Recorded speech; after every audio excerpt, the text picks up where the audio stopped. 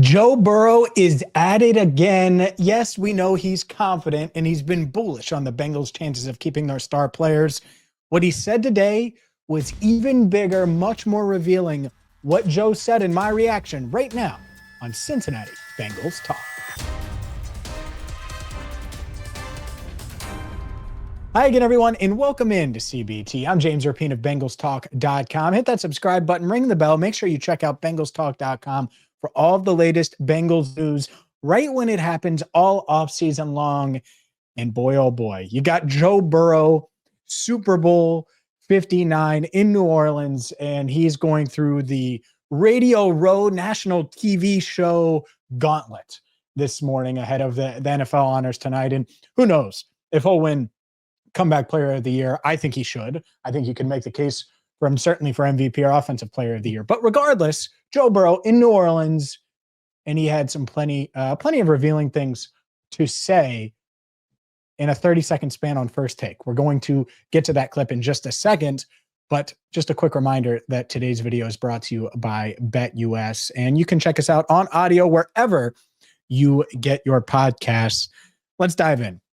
Because we know Joe Burrow. We know what he's done from a stomping for T standpoint, right? He's been all over the keep T since December 9th on Monday Night Football against Dallas. So basically 2 months ago is when he first made the I'm in on T.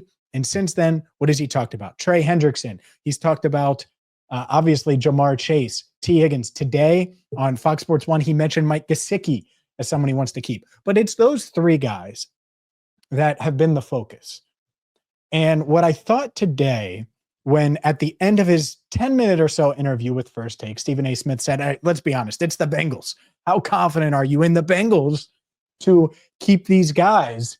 And Joe Burrow gave us 30 seconds of pretty insightful analysis, or just an insightful answer. Here's Joe Burrow on how they're going to keep their star players. That ownership, you confident that they're going to be willing to keep all of those guys?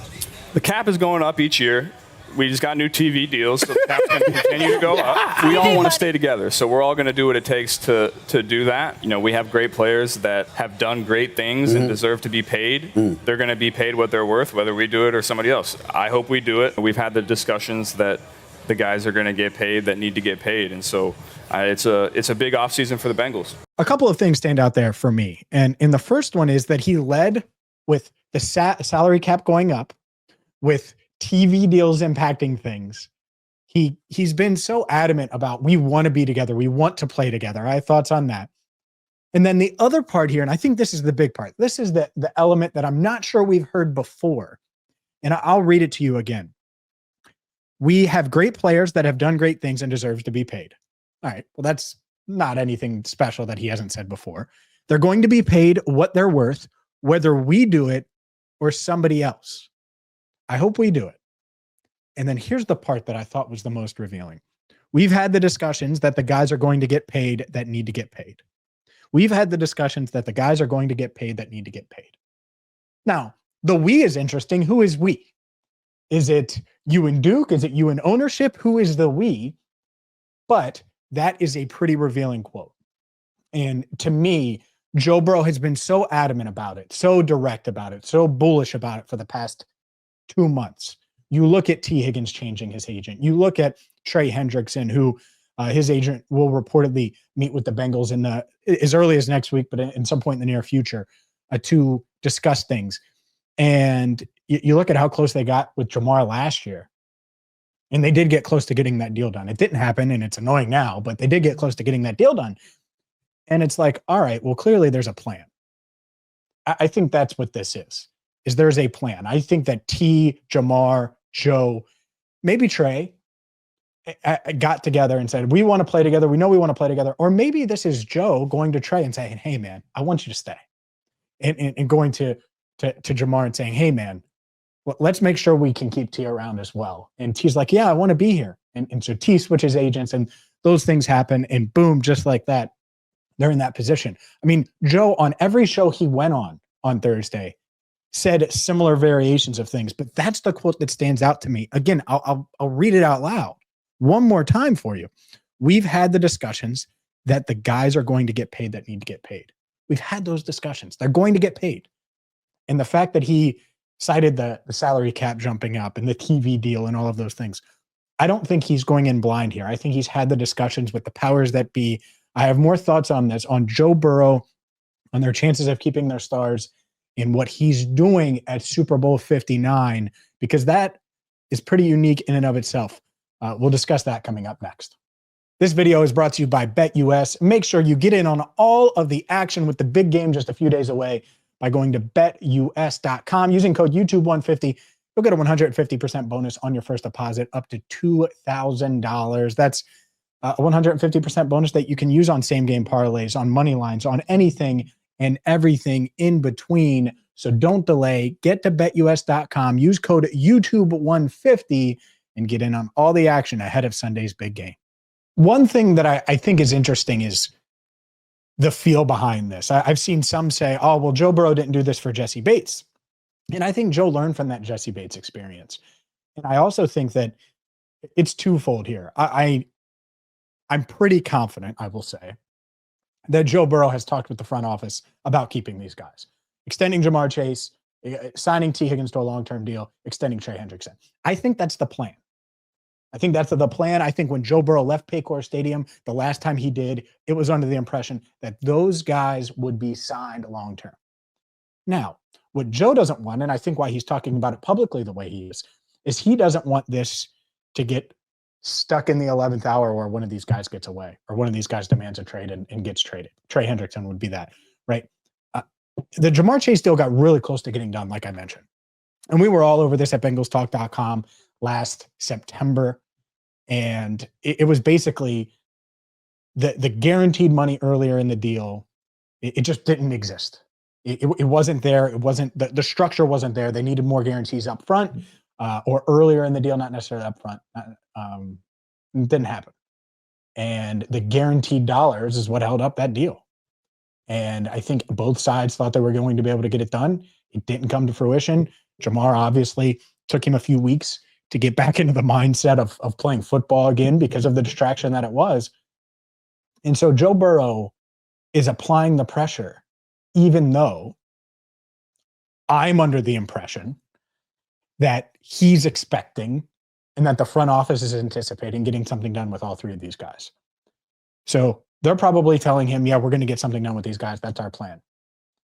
And he's wanting to make sure that they don't 11th hour excuse him, because you can only do that so often and recover from it. And so I think that that's it right there. I think that this is very much a different situation, uncharted territory for Joe Burrow. He's so outspoken about it. I mean, he's going on these national shows and saying these things, and these national shows think the Bengals are a joke. They think they're at the poor franchise. They're not going to be able to keep T. Like if you talk to the average national football analyst, they'll say, oh, well, they can't afford T and Jamar. A lot of your YouTube comments, yeah, you can't afford T and Jamar. You can't do that. That's not how you build a team. There's no way the Brown family can do that. And Joe saying, yeah, but we better. We better, because I know for a fact that there is the cap space. There is the cash. There is the resources to get this done. And he's right. By the way, he was also asked on Fox Sports 1 if he would restructure. And I'm going to be very, very clear here, because a lot of your comments talk about Joe restructuring, like Joe needs to restructure, Joe restructure, Joe restructure, Joe restructure. Of course he's willing to restructure. All restructure means is that he's going to get some money, and the Bengals are going to move some money around from an accounting standpoint. It doesn't hurt the money that Joe gets. It just, they're moving things around, reshuffling the deck a little bit to create more cap space. The Bengals don't need to do that this offseason. I would probably hold the Joe Burrow restructure until, I don't know, 25, 20, or it is 25, 26, 27, a couple years down the line, because they have plenty of cap space. They could easily get to $90 million in cap space. Jamar Chase's extension is going to lower his cap hit. Trey Hendrickson's, not that they need to do this, but if they extend him, it would lower his cap hit.